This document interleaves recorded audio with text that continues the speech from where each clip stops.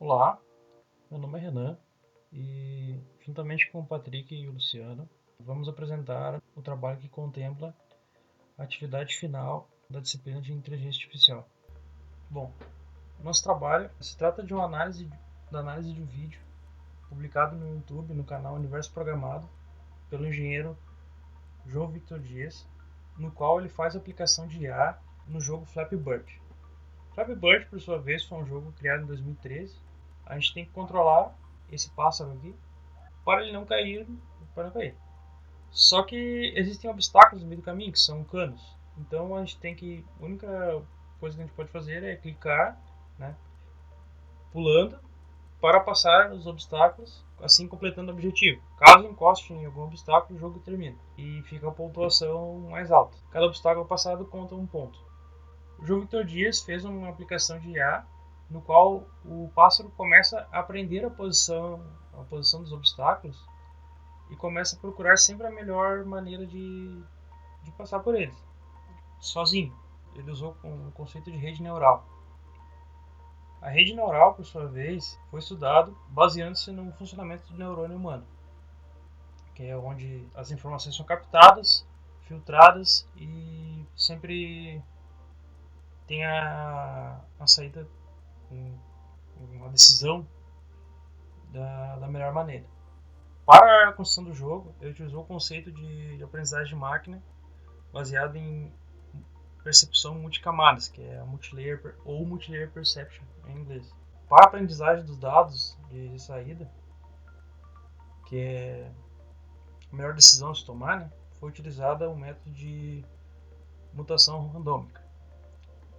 Esses dois métodos serão explicados mais adiante. Quanto a respeito da reprodução aqui do projeto, foi um desafio nosso reproduzir a programação que o João Victor Dias fez. Ele fez totalmente em C++.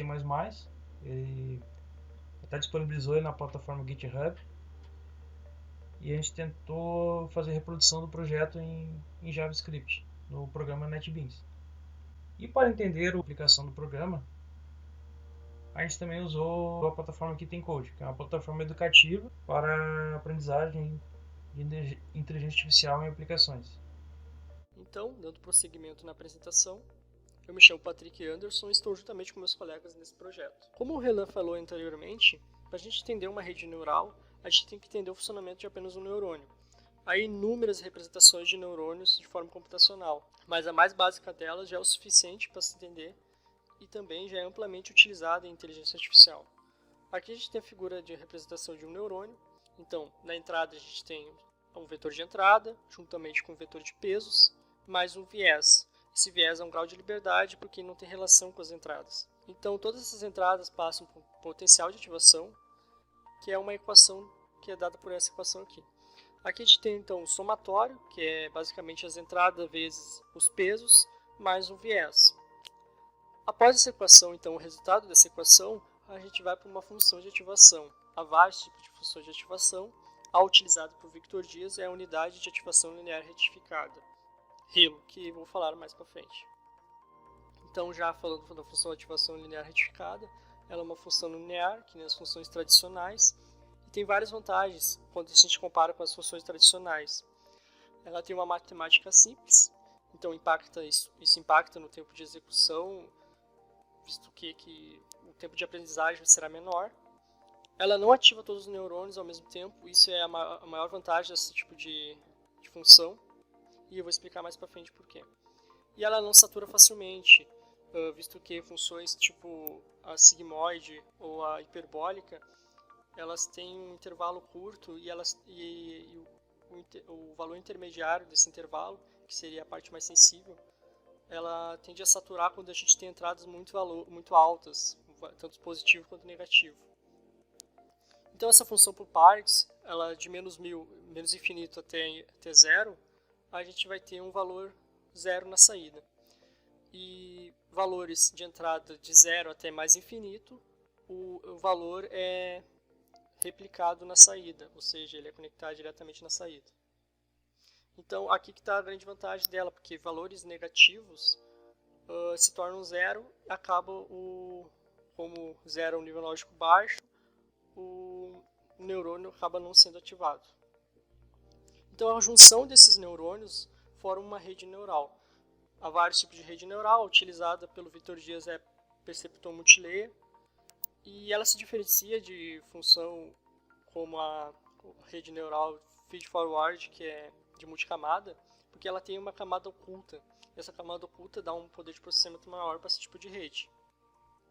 Então, basicamente, no Flappy Birds, a gente vai ter como entrada nessa rede a distância horizontal do pássaro até o cano, a distância vertical do pássaro até o ponto intermediário entre os canos, que seria onde o pássaro vai passar. Então esse valor é replicado e entrado nos dois neurônios da camada de entrada. Lembrando que os pesos que estão nessas conexões, que é chamado links, os pesos estão variando de menos 1000 até 1000. Então, da camada de entrada a gente passa para a camada oculta, da camada oculta passa para a camada de saída. Assim, o valor sendo nível lógico alto ou maior que zero, a gente tem a ação do agente que é pular. Sendo menor que isso, é tornado zero, a gente não tem nenhuma ação. O método de aprendizagem utilizado pelo Vitor Dias é o conhecido como random mutations ou mutações aleatórias. Então a gente tem no início uma população gerada aleatoriamente, ou seja, a população é vários pássaros com uma rede neural atrelada com variações nos pesos. Então esses pássaros submetidos à avaliação, a avaliação seria a maior pontuação no jogo, ou seja, qual pássaro chegou mais longe, qual ficou mais tempo. A condição de parada, então, o game over, é quando o pássaro bate num cano, um obstáculo. E aqui, se essa condição for verdadeira, ou seja, o pássaro bateu, a gente vai passar por algoritmos para gerar uma nova população. Então aqui a gente tem a seleção, então a gente seleciona o indivíduo que chegou mais longe nessa rede, nesse conjunto de população, né, nesse conjunto de indivíduos.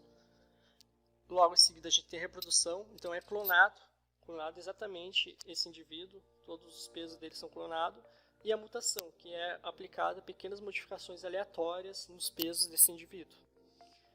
Em seguida volta para a parte de avaliação, para a nova testagem. E isso daqui forma um ciclo, que é o ciclo de aprendizagem. É aqui que a máquina vai aprender como funciona o jogo, como jogar ele. Quando essa condição então for negada, a gente vai ter o melhor indivíduo, ou seja, aquele indivíduo que vai jogar o jogo infinitamente, não vai nunca bater em nenhum obstáculo. Essa figura aqui foi tirada então da aula e foi adaptada para o nosso projeto, da aula do professor Guilherme. Então esse tipo de método ele permite a continuidade na busca de solução e ele dificulta a convergência para máximos locais, visto que a gente vai ter modificações aleatórias, então a gente consegue jogar o indivíduo para fora desses máximos locais. Bom, eu me chamo Luciano e vou falar sobre como a gente aplicou uma inteligência artificial no jogo Flappy Bird. Bom, inicialmente nós utilizamos uma plataforma online chamada KittenCode, a qual possui uma programação em blocos, que torna muito mais fácil a programação comparado ao Java ou C, e também possui funções já prontas, e também funções de inteligência artificial. Bom, inicialmente nós fizemos a programação do jogo em si. Então, basicamente, o nosso personagem ele vai cair numa velocidade constante de 0,3 unidades, e quando o mouse for clicado, ele vai ter um salto de 5 unidades em pixels. Para a programação dos tubos que dá o movimento do jogo, também é bem simples. Ele vai gerar uma posição fixa em 360, neste lado aqui da tela, e uma posição variável aleatória de menos 200 a 160 para o eixo Y.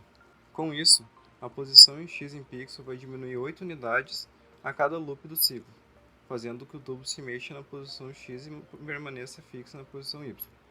A partir do momento que ele chega no outro lado da tela, ele gera uma nova posição aleatória. Quando estes tubos estiverem a posição de menos 60, que é múltipla de 8, um valor de score é acrescentado em um ponto. O tubo superior é relativamente simples, considerando que o mesmo irá seguir o tubo inferior, acrescentado de 160 unidades em pixels, gerando assim um vão entre eles.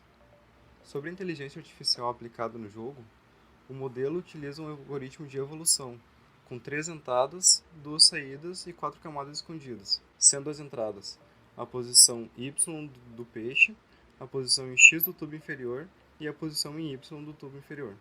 Inicialmente são gerados 100 indivíduos. Esses indivíduos jogam de maneira aleatória considerando as entradas, e tem ações de saídas como pular ou não pular.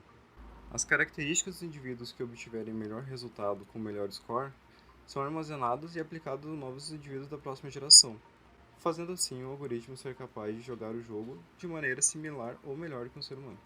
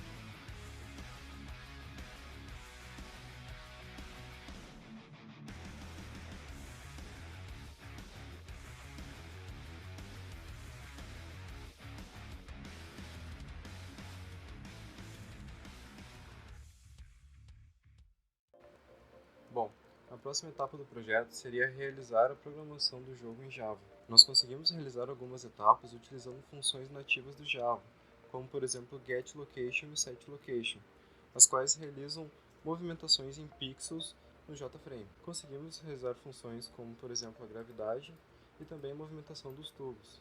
Entretanto, a função de colisão não ficou como desejávamos. Sendo assim, não demos continuidade no projeto, porém serve como base para que nós possamos realizá-lo futuramente. Então, finalizando, os resultados encontrados e limitações, a gente obteve sucesso em várias partes do projeto, em boa parte dele.